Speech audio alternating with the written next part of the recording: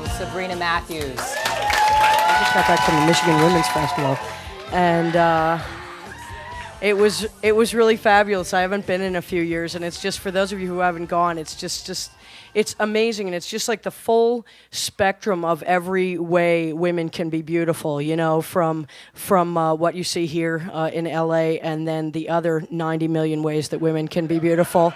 And there's women there with like mustaches or a little bit of beard, and really butch women and really femme women, and the whole spectrum in between. And it always takes me a couple hours when I get there to tune my eyes to the fact that everyone is a woman, and when I leave, it takes me days to tune my eyes to the fact that everyone is not necessarily a woman. And I will find myself in the airport, lined up to leave behind some biker dude in a Harley Davidson t-shirt and a beard to his belt buckle, and I'm like, she is really butch. And I try and also to maintain the bubble for as long as I can. Like, I got on the plane, and my seatmate was a man, and I wouldn't talk to him. And I like men just fine. I wanted to stay in my whole little kind of like woman power headspace. But I didn't want to be rude, and I found a way to get people to leave me alone without being rude. I'm happy to share that. If you, as an adult, would like other adults to leave you alone, color. Just take out a coloring book and begin to color.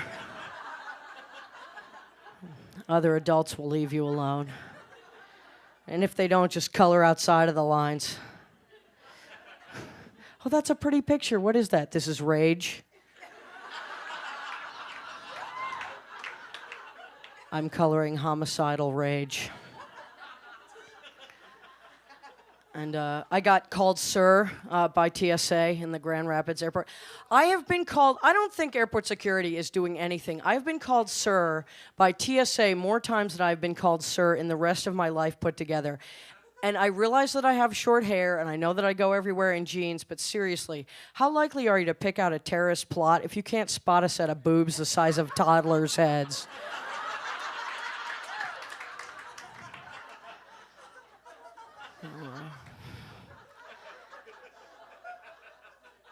And I know these were up before I left, but I saw them with fresh eyes as I was driving in. There are these billboards all over, these like anti-global warming billboards, which I think is wonderful, because nothing says anti-global warming like a big fucking billboard being made. But, however we get the message out, right? And have you seen all these? It says, "To my children I leave." And then there's this baked landscape with these two absolutely gorgeous, perfectly manicured children with these big round faces and big eyes. And it's like, in the future, there will be nothing on the earth except well-fed children who still shop at the Baby Gap. Okay, that's a new joke, and I don't think I'll be doing it again. No, that's okay. That's good. You should have that kind of Darwinian experience of watching a joke come into existence and die by natural selection and fade from the earth forever. So I live up in Burbank. I bought a house. Actually, the bank bought a house. I just indicated which house the bank should buy. And now every month I pay the bank to live in its house. It's a nice house. This thing keeps moving away from my mouth. I can't imagine why. I'm house sitting for the bank, really, is what I'm doing. When you buy a house, you get on all these call lists. Thank you, Jason. You get on all these call lists. And what I'd like to do is tell a joke that will appeal to each one of you individually. And then greet you by name. Table 17, your joke is ready. You get on all these call lists when you buy a house. People call and trying to sell you shit. This guy wanted to sell me mortgage cover. He said, "This supplemental mortgage insurance in the unlikely event of your death." I said, "Stop right there. My death, while I hope it is distant, is far from unlikely. It is, in fact, definite. And I expect to experience it first figuratively at Largo with the 'to my children I leave' joke, and then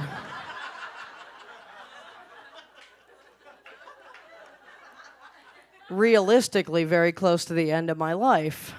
And he didn't miss a beat. He said, "Oh, how silly of me. In the unfortunate event of your death, your mortgage will be paid in full." And I said, "That is fabulous. After I die, I could afford to live here. But I think I'm going to be cremated. I don't know if I'm going to need this kind of space." And he said, "No, this is so your loved ones can receive this gift free and clear of any debt." My loved ones. Why didn't I think about that? How about I give you my cat's private line and you can call and try and sell him this bullshit. He doesn't have opposable thumb, so don't hold your breath waiting for your check. You see what I'm saying? My cat has this weird blood disease. He doesn't know he has it because he can't read the chart either. He doesn't know he has it because I give him medicine, for God's sake. It's actually human medicine. A woman would take this if she had a yeast infection. And I guess if you had a yeast infection, you'd take these pills for 5 days or maybe a week. He's been on it for 2.5 years, and every month I go to the pharmacy and pick up my 30-day supply of yeast infection medication. And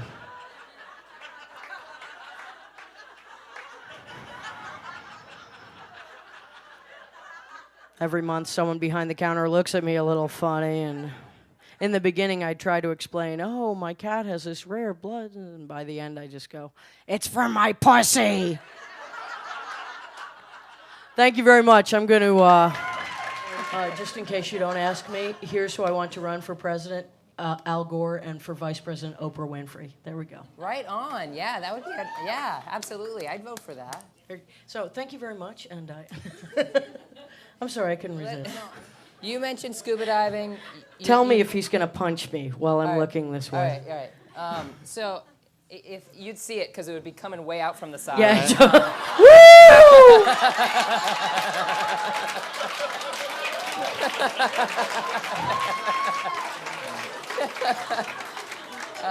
Big old faggy. I'm going to transmit my punch, and like, I'm going to hurt my hand on your face. Yeah, you totally see it. Before we wrap up, I want to ask you about your experience. I know that you probably had a lot to process, but you were just on The Last Comic Standing. It's a huge show. You were so great on it, and I'm sorry that you didn't go further, but what was that like? What was that experience like? Nerve-wracking, but it's all my own nerves. You know what I mean? Like I just the things that I did that I didn't like were all about getting myself so wound up, like going too fast in my set or stuff like that. Was it validating at all? I mean, just to get that far, because it's so nerve-wracking, it's so scary.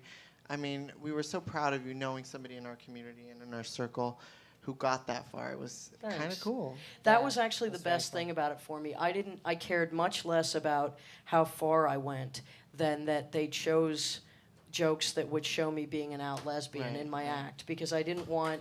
Yeah. Thanks. I didn't want my fans who know that to think that I was chicken shitting out for television, and I wanted to represent. You know what I mean? Because it's so hardcore. You're going up in front of this huge network, and you want to be true. Not to mention in San Antonio. Right. And be true to your You're craft. a what? But that was actually a great crowd. And be true to your craft and be true to your art, and then still try to make it. You know what? Thank you for representing on that show. Yeah, seriously. It was great. Oh, thank you. Thank you. You know what? Everybody, Sabrina Matthews.